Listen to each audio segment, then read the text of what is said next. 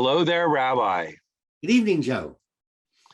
I see you are here in an official capacity. Indeed, I am. And I won't ask, but speaking of official capacities and official events, it's time to talk about the slap heard around the world. Because everybody else is, so why should we leave ourselves out of it? And as I am given to understand that you have a perspective on this occurrence. Shall you share it with us? As you know, Joe, the Torah is divided into portions, and every week we read a section, and when the cycle's complete, we start it again. And yesterday, it was Tazria. Next week, it's Mitzorah. And normally they're a double portion, but it's a leap year, so we split them. They deal with leprosy. Now, as an aside, Scripture isn't talking about Hansen's disease. It uses the Hebrew word for leprosy for any skin disease. And dermatologists have gone through the portions and they've diagnosed everything. So we're going to put that aside. So the portion deals with a contagious or possibly deadly skin disease of all different kinds. And so the rabbis looked at the portion spiritually because the medicine was taken care of. The person would be isolated and washed, and their bedding and clothes may be burned in case it was feared that the skin rash could spread if it was something contagious. So all that was contained. So the rabbis looked at it and said, what is it that this portion teaches us spiritually? And they focused on gossip and telling stories about people, even if something was true, but doing it for a laugh or to be malicious. They say it's like leprosy. And it's very, very harmful because once someone says something, once it goes out there, you can't retract it. And then someone else will pick up on it. Someone else will add to it. And the rabbis emphasize that at someone else's expense, it's not funny. Humor is humor, but not by degrading someone, not by making fun of someone, not by pointing it out. That's not humorous, according to Judaism. That's gossip, and God forbids gossip. Okay, so it's not a question of whether or not the comment was funny. And Will Smith was actually videotaped laughing at the comment when it was first said. So even he thought it was funny at first. It was his response when he saw his wife being upset about it and his understanding that it was not funny to her that prompted her to react this way. Now, what about his reaction? His physical anger and punishment of Chris Rock. That can't be appropriate, can it? I wish he would have just thrown down the gauntlet. You know, during the Middle Ages, he would have taken off his glove and thrown it down at Chris Rock's feet, and they would have had jousted or had a duel, as all gentlemen do. And that would have solved. He was protecting, he was being a gentleman. He was protecting his wife. He was being civil while Chris was not. Not with that language, he wasn't being civil. I must disagree. And I think he was being a little show-offy.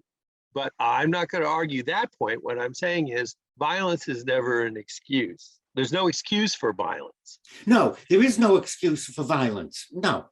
However,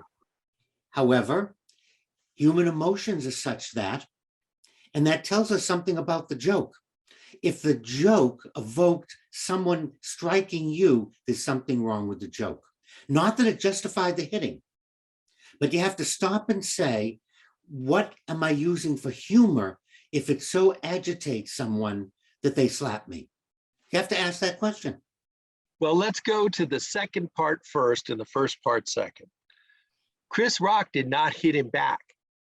Chris Rock stood there, was a little shocked, and tried to calm him down. So I think his response to the aggression was a lot more intelligent and moderated. Whereas I think Will Smith tried to perpetuate the argument almost daring him to do something else with his verbal tirade. So I give more points to Chris Rock. Now, the other side of that is I have been known to tell a joke, and I am here to say I've seen you try to tell a joke or two on your own many, many times. And we know that timing is an aspect of humor. And there have been many, many occasions when I have been in a situation where a funny thought has occurred to me, and it has leaked out of my mouth and gone out there. And as soon as it's out there and I take a good look at it, I go, oh my gosh, I wish I hadn't have said that.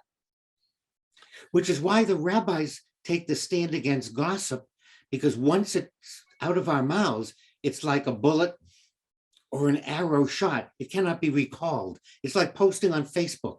It's like posting on Twitter. Can't take it back. It's now out there. You know, Joe, I'd remind you of an old Hollywood adage. There's no such thing as bad publicity. There's only publicity. When did this happen? How long ago? 6 days ago, 7 days ago. It's still on the news. What a great event for both of them, because it fulfills the adage, it's publicity. And it's in front, and everyone is talking, right? Well, people are talking about the two of them, and it's publicity. And remember, there's no such thing as bad publicity. You want to promote yourself. You want to promote your TV show. So Chris responded in a gentlemanly way. Wonderful. Look at all the publicity. Now, Will Smith let his emotion and anger take control, and he acted on emotion. Gee, look at the publicity.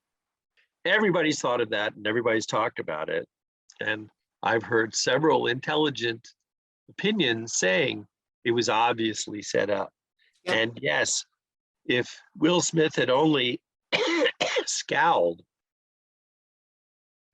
and turned around and left the room, or anything less than marching up on stage and getting into a fist fight on camera, then it would have gone away almost immediately. That's as correct. a bad joke.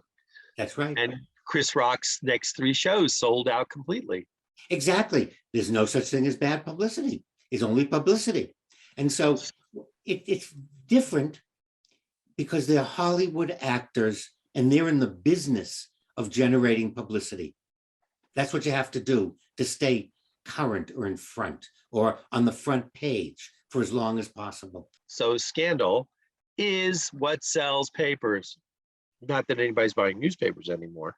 I noted today in the news and on Facebook, and I shared it on my personal feed, Joe Sutliff, go check it out, that Denzel Washington awarded Samuel L. Jackson a Lifetime Achievement Award for his work in the Academy, and it was not published or was not on the live show.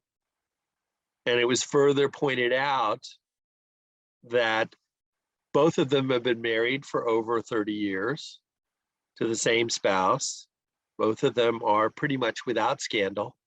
Yes, exactly. So what's the point of showing them on TV? And how are they? And isn't it sad that as role models, they would make excellent ones, but there's no attention given to them. We only pay attention to the fights and to the brawls and the fracases. The old saying in the newspaper business, when people bought newspapers, dog bites man won't sell a paper. Man bites dog will sell a newspaper.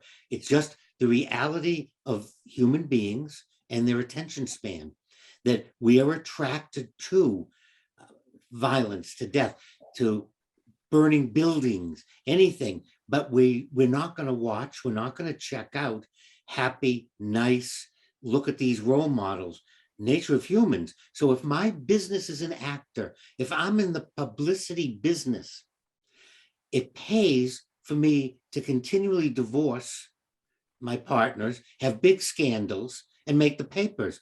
Because if we stay together, I'm not going to get any publicity. And if we were to separate and do it gracefully, then we're not going to get it. So you're dealing with an industry that, look at TikTok, look at Facebook, look at our social media, look at what gets 1 billion hits and look at what gets 1. It's always the outrageous. It's always the showing off something. It's always explosions. It's always exploitation, because people will watch that. And if my goal is to be watched, then I'm going to do that. It's human nature, Joe. And so we got to see it in action. And look, this is going to continue. And the nighttime comedians are going to bring it back. And I would say in 6 months, it's still going to come back or be around. Maybe even a year from now, you can't buy that kind of publicity. They created publicity for both of themselves that no agent could have created for them. And we're discussing something right or wrong. They're actors. It's all, the world is a stage, and we are actors thereupon. And he saw, whether he saw an opportunity or not, Chris Rock saw an opportunity, but they rose to the occasion as if they had practiced and rehearsed it and were ready for that moment. Now they have their publicity. All right, Rabbi, don't make me come over there and slap you. Thank you as always for your wisdom, but I'm ready. Be on your best behavior, and we'll talk to you again soon. I'm always on my best behavior because, as I mentioned, the Talmud teaches you don't badmouth or gossip or tell stories about anyone.